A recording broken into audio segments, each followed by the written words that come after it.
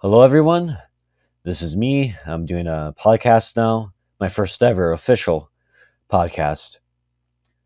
This is going to be quite new for me. I'm not used for talking, for a long time to nothing, basically. So, please pardon my ums, and stutters. This is quite new to me. Um, so, what this podcast is going to be about is political science, intellectual history, theology, or just history in general. So that's basically what almost all of my podcast episodes are going to be about. Um, I will very seldomly deliver any opinion on any current issues, like COVID-19, Rittenhouse trial, or anything in that matter, because it's not like they don't interest me. They do, but I just want to focus on the intellectual stuff or stuff that is already in cement, so to say. Something I can have like a more definite idea on than any opinion based matters. That for a thing that only happened for a week. So yeah, we're just going to talk about intellectual stuff. Um, relating to that. I won't. This podcast is not going to trash on anybody. What I mean by that. So if you came here expecting me to bash Republicans for being racist old white dudes that want to bring back some neo-Nazi state, this is not the place for you. Or if you're expecting me to bash on Democrats for being communist, gay hippies that that want to bring in that dismantle the United States, this is not the place for you. This place is going to be about intellectual substance. So now you're wondering, why won't he bash the Republicans or why won't he bash the Democrats? That stuff is very toxic, and that's the thing in the scholarly world, which is called tribalism or populism. I won't branch you to that type of stuff. Tribalistic thinking is very detrimental to your free thinking.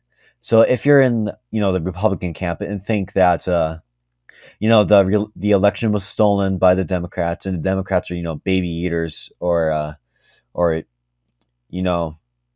trans people, that sort of thing. It's not. It's like taking away your free thinking, your thinking that you don't recognize the humanity, so to say, in your Democrats' opposition or your fellow citizen. Yeah, you don't think of them as citizen. You think you're like something else. You don't recognize their humanity. Their own free will, their own free thinking, their own opinions. And the same thing for if you're more liberal, thinking that every Republican is a racist dude that wants to bring in some authoritarian regime. Well, no, emphasis on every. Yeah. So if you're in that camp, if you're and if you don't want to change your mind about that stuff, this is not the place for you. I'm going to bash on Democrats and Republicans alike. um, I'm not a centrist or anything. I don't like to go by labels because if I say, "Oh, I'm a centrist," people think I'm like a fence sitter. I don't have any opinions on anything. Well, I do have opinions. I have lots of them. uh, but I don't like to go by labels. I'm not a centrist. I'm not a Republican. I'm not a Democrat. Um, yeah, I'm politically homeless, so to speak. Where was I going with that? Yeah, but if you're willing to change your mind or willing to listen or just able to learn and respect, my opinion, or, be able to look at the world with a more balanced view, I welcome you here, and I hope that we have a fun time learning or, stuff like that. Yeah, so this is what this podcast is going to be about. It's about, free thinking, intellectual history in America, political science, that sort of thing. And yeah, the reason why, besides me concerned about your mental well-being, if you're like in the populist camp, uh, why is just besides that, why I'm so concerned is that there's a whole strand of people online, and in life that just espouse these toxic ideas. The people I'm talking about is Ben Shapiro, Dave Rubin, Bernie Sanders, Elizabeth Warren. Those type of people. That people say, "Oh, the left is destroying our country," or the companies are taking away jobs, blah blah. Or I mean, the companies are the roots of every cause of trouble in America. Vote for me, yada yada. Um, as I said before, this damages your intellectual well-being, and it thinks lesser of your fellow citizen. Is this dangerous so that that the internet gives them a platform for these guys to speak upon, to to disseminate this information, the false information, might I add. And yeah, so this podcast, I mean, I only expect to have like 10 people to listen to this, only like 2 or 3 people to actually fully listen to this. uh um yeah, but this podcast is designed to like counteract this thinking and hopefully educate more people. And one of my favorite quotes from Thomas Jefferson is, "Bigotry is the disease of ignorance, of morbid minds, enthusiasm of the free and buoyant. Education and free discussion are the antidotes of both. We are destined to be a barrier against the returns of ignorance and barbarism." Um, yeah, so when you think about this podcast, think about that quote. Bigotry is the disease of ignorance. Only free discussion and education are the antidotes. So yeah, that's a great quote. But I also want um to add on to that, I just want to clear about misconceptions, cultural misconceptions, um, just or just clear up or like more vague and confusing things about American political history. For example, in future podcasts, I'll talk about the pursuit of happiness, the Declaration of Independence. Well, yeah, both of them technically, the Constitution, Federalist Papers, um, or just focus on the founding father, for example, Thomas Jefferson, John Adams, those people. I just want to clear up like the foundation because there are many misconceptions, and we'll get to that in future podcasts. So keep that in mind: the pursuit of happiness, liberty. Um, yeah, yeah. So those are some of the ideas that I have for this podcast. And today, I just want to focus on what I just talked about before. Populism, uh, tribalism, that sort of thing, and future ideas, book recommendations, and I just also want to give a quick shout out to Nate. He's editing this episode, so he's putting the music in the background or clearing up stuff. Yeah, so shout out to him, and yeah, I typed up some show notes, so I'll look over that. So my experience with politics, well, serious study of politics is relatively kind of new. Um, my parents are moderately Democrat. I mean, I grew up in the household, so I grew up like I was 3 when Obama was elected president, and I just grew up in that you being used to the modern Democrat Party way of political thought and theory.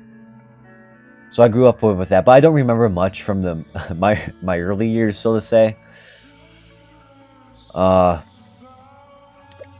but I really started thinking about politics when I was like during the 2016 election. Yeah, I was in middle school at that time, and I looked at the news and all this, like that news cycles about the scandals about Trump, the infamous Hillary Clinton's email leak, and I was fiercely against Trump. I was part of that populist Democrat camp.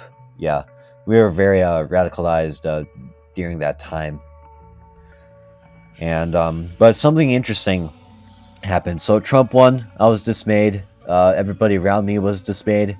I thought the world was over. It was going to end. Well, it it was not ending. Well, for now at least. But yeah, so yeah, I was able to stick it through.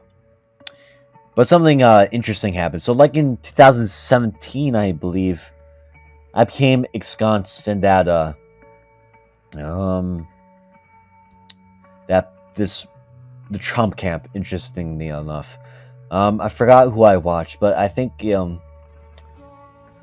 Jordan Peterson, I believe, and Ben Shapiro. Yeah, and just memes online generally. But we'll get back to that. But yeah, Steven Crowder. Yeah, Steven Crowder, him.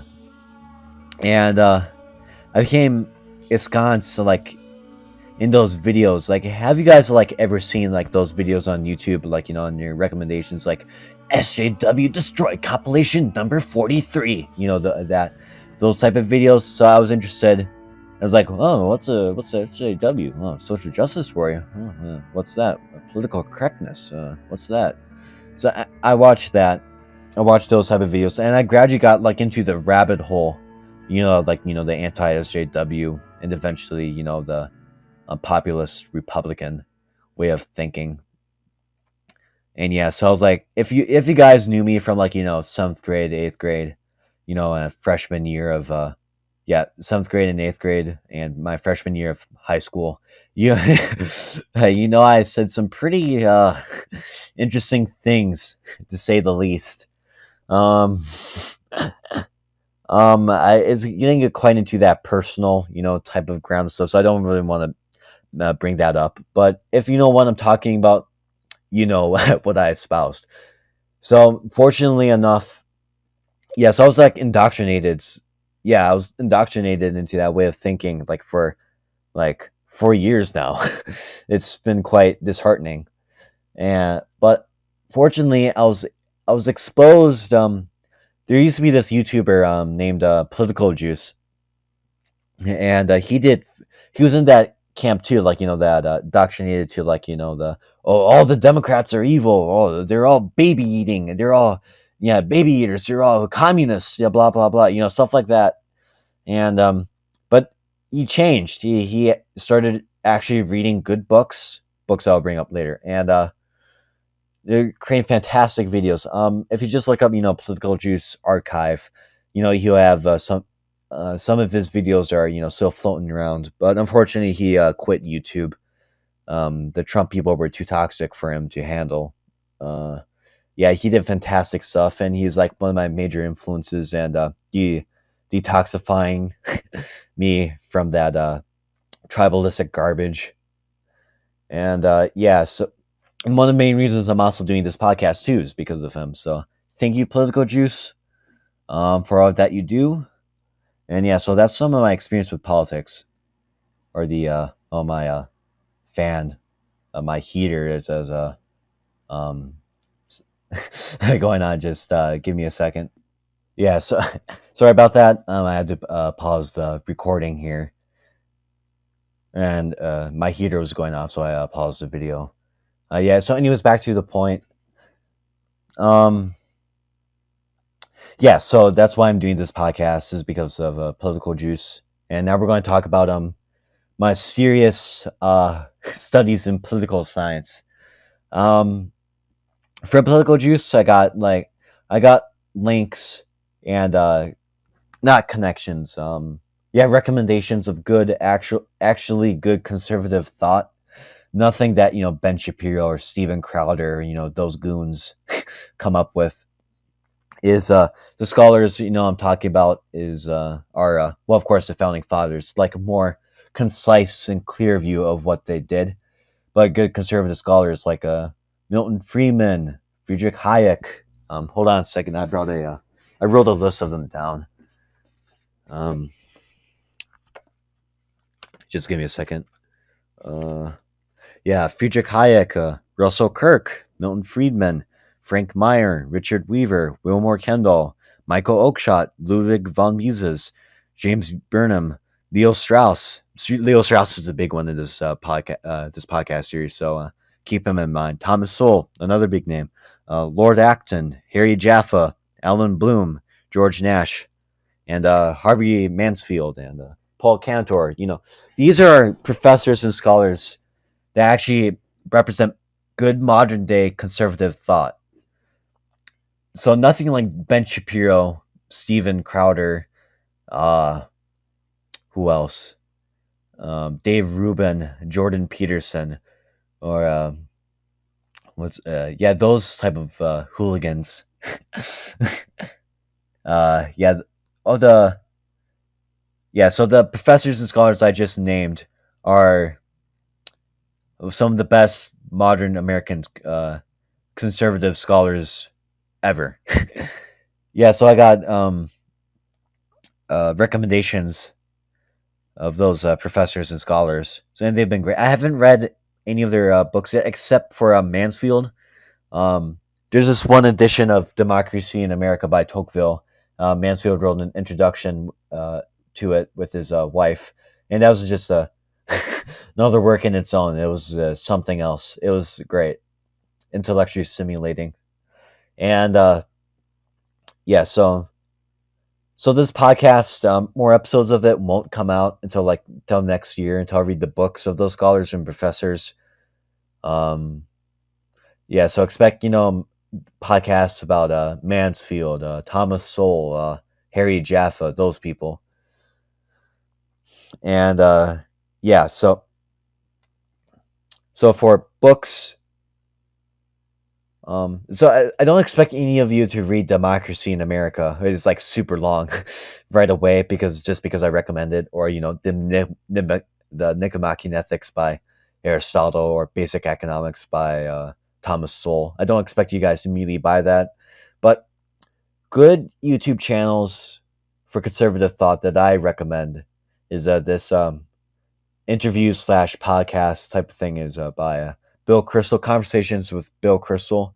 It's fantastic. You're not really coming to the podcast for Bill Crystal.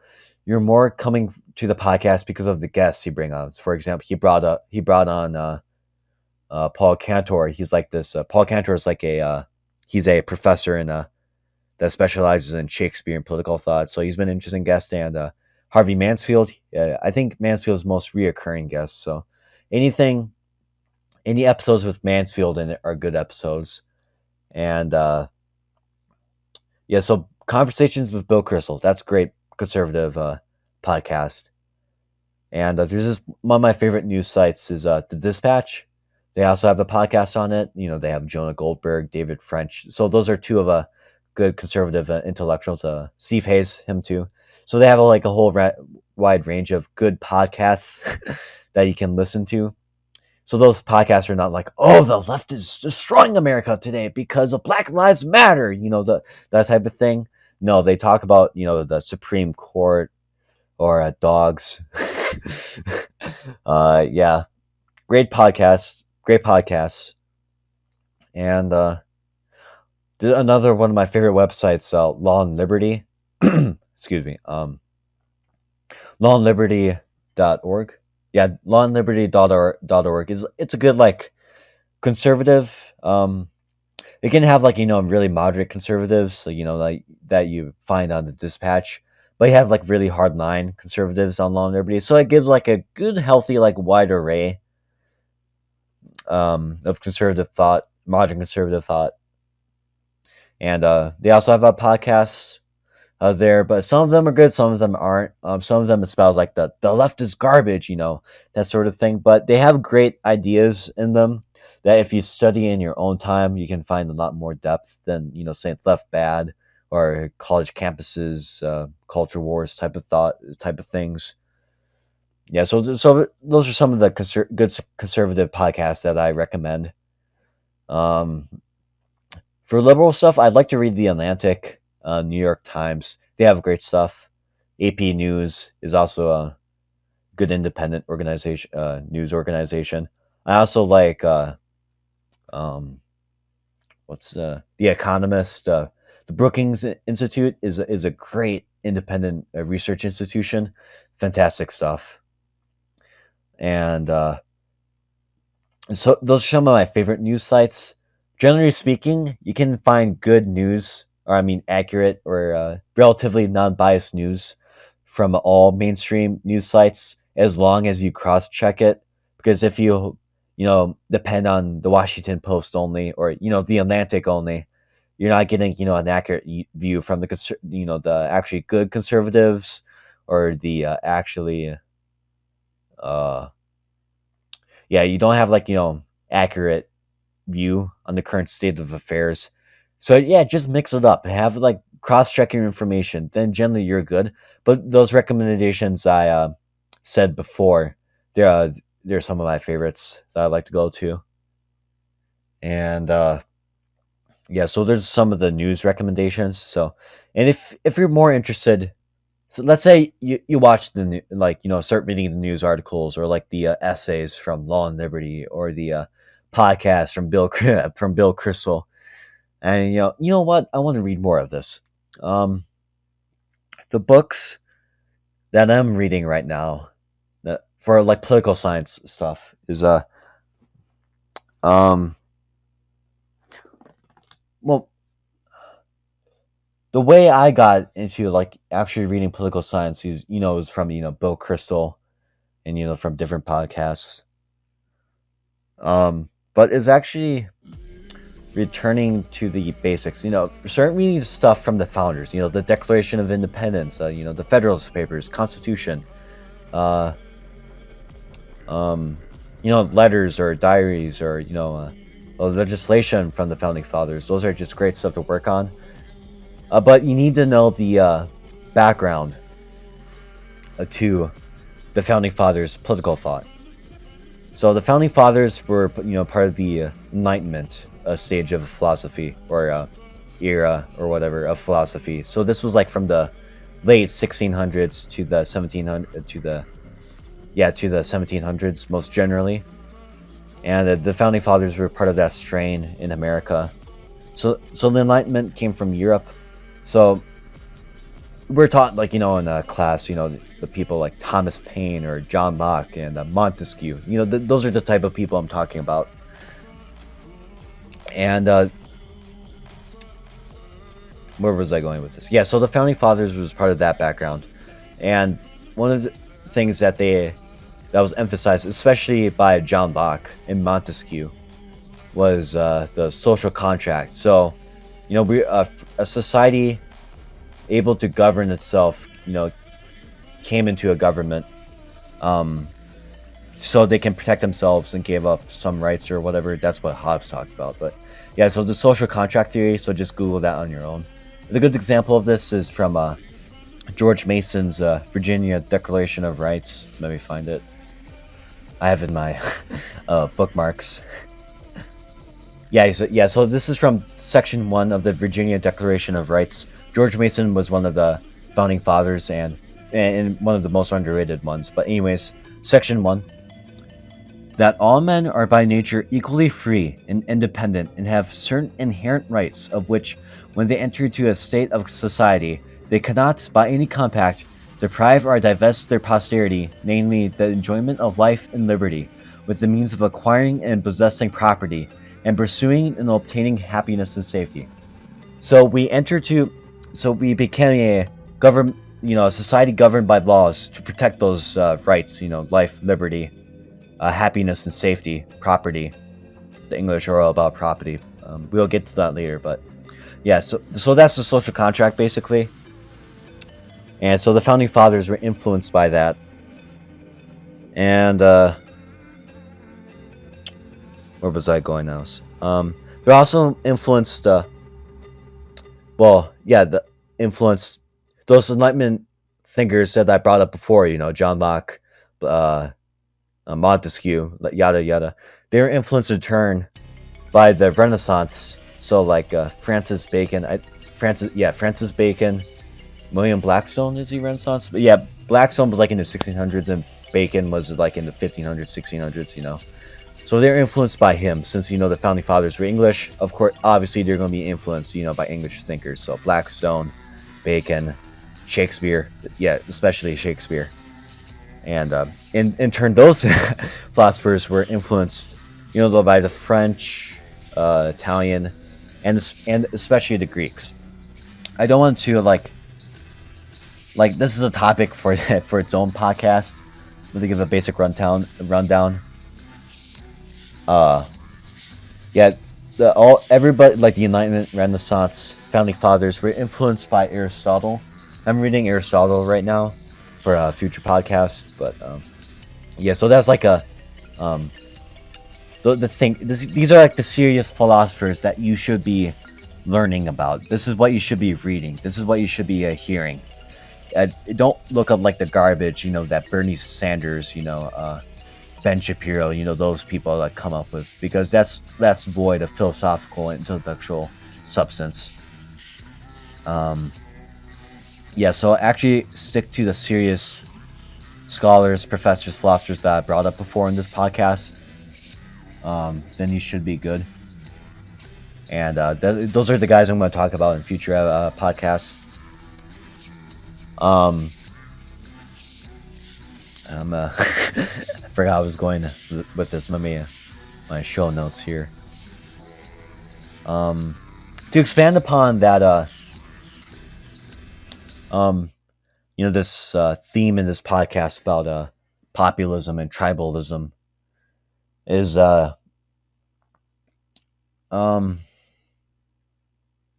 there's just some one interesting article from the Bulwark. I forgot to bring up the Bulwark is also a good conservative publication. This one good article called "Conservative Fanboys" by Nicholas Grossman. Grossman's not really conservative. He's a centrist, you could say, but it doesn't really matter. Yeah, so I'll link this article in the show notes along with the other people I'm talking about. So in the right wing, like the populist right wing, there's this thing called the echo chamber. So this happens on both sides of the political spectrum.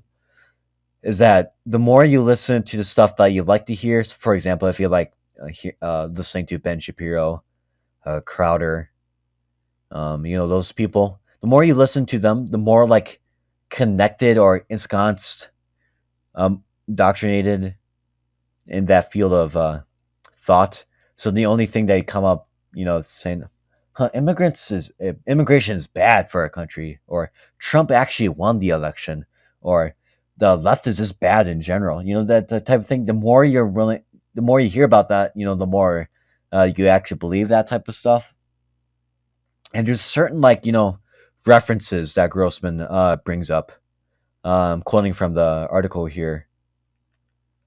Um, yeah, he's talking about in-group references. InSpeak, the references that we're talking about, has taken hold in right-wing media too. Peruse conservative ink these days, and you'll see it's become so dependent on inside references and shared fictions that it's inaccessible to the general public, and even as is more thrilling to fans. Except instead of radiation can give you superpowers, it's stuff like Donald Trump won the 2020 election. This closed system of conservative media didn't start in 2021. For example, in September 2019, former President Barack Obama gave a speech arguing against appealing to tribe, appealing to fear, pitting one group against each other. By way of response, conservative pundit Ben Shapiro dismissed this idea by noting, among other things, that Obama declared that a slain black teenager could have been his son. That was it. No further explanation.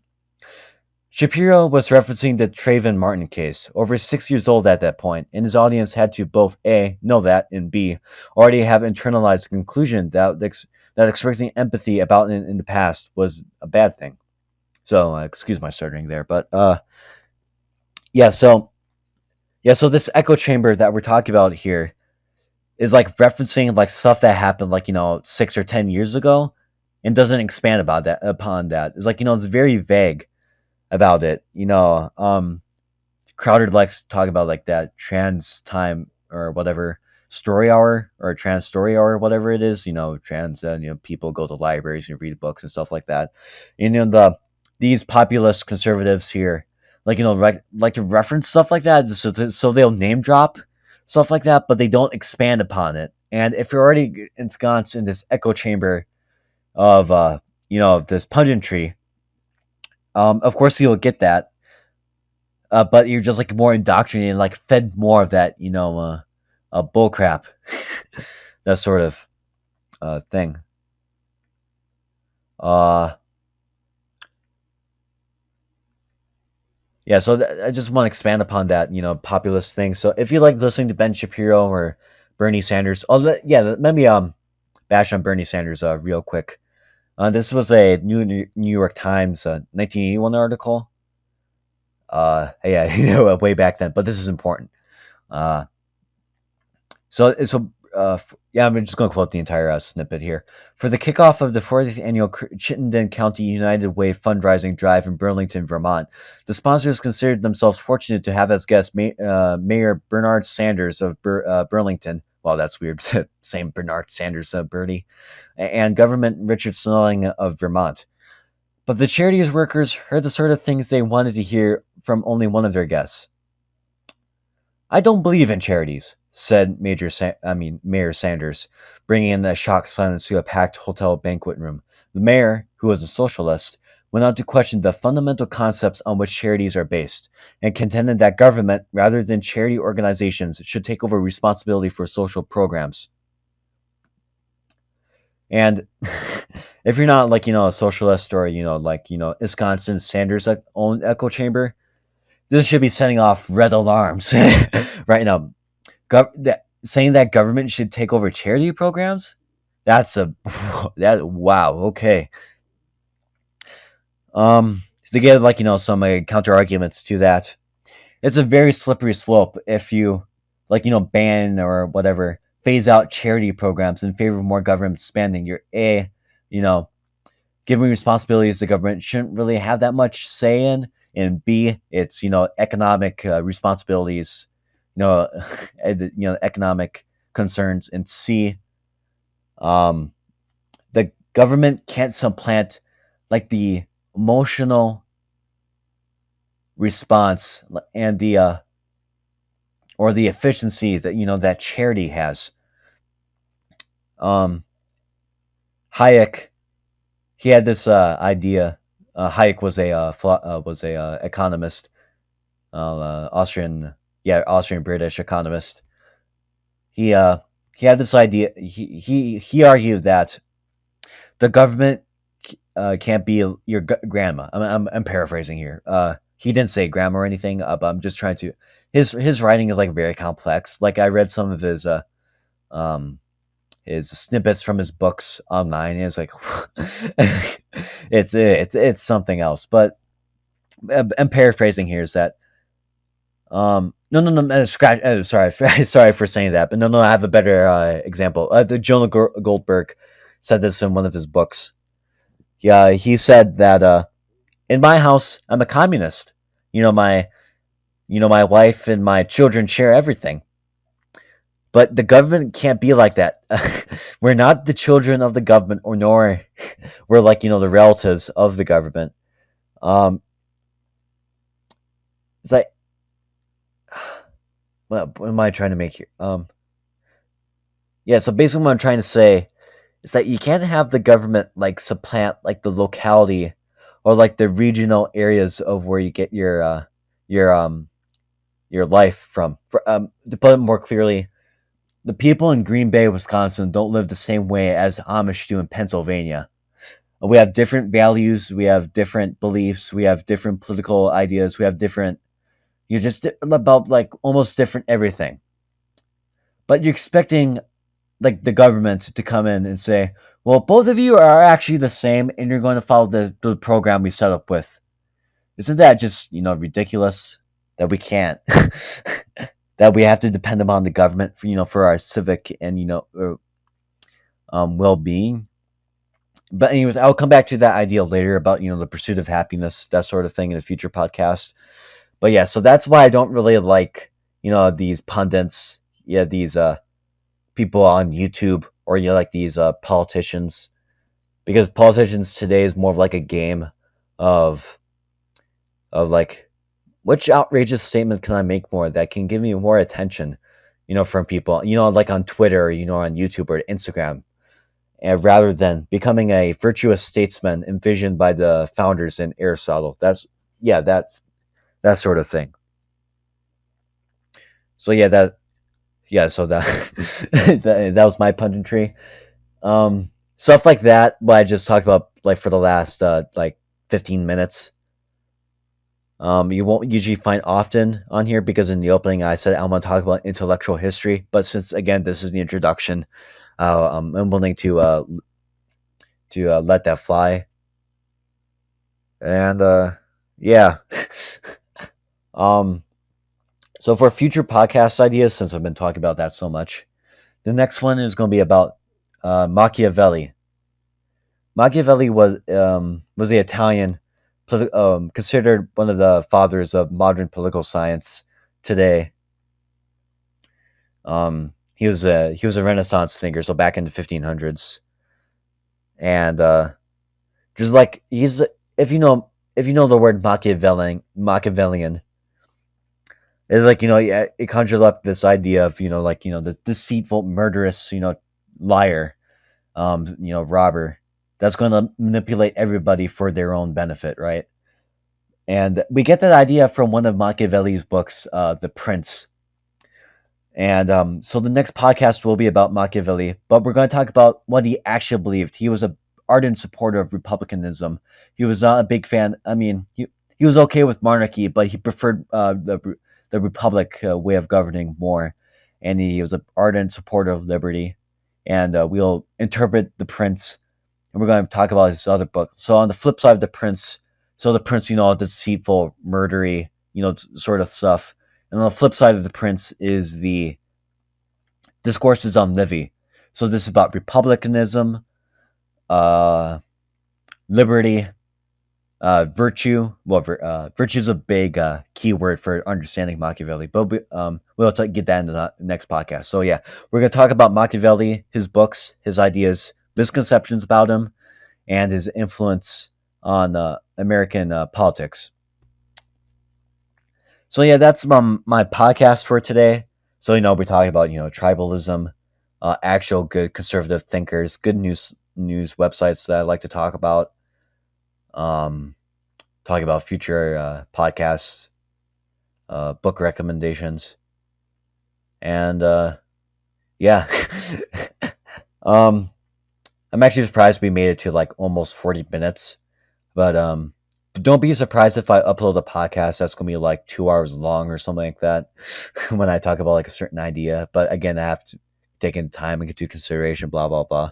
Know my audience, so I might keep the podcast about Machiavelli for like 1 hour or something like that, or maybe like 40 minutes, so we can so we can like ease into like the longer listening or watching times, so we can get used to it. Uh, yeah. So that's my podcast. Thank you for listening, and see you guys next year.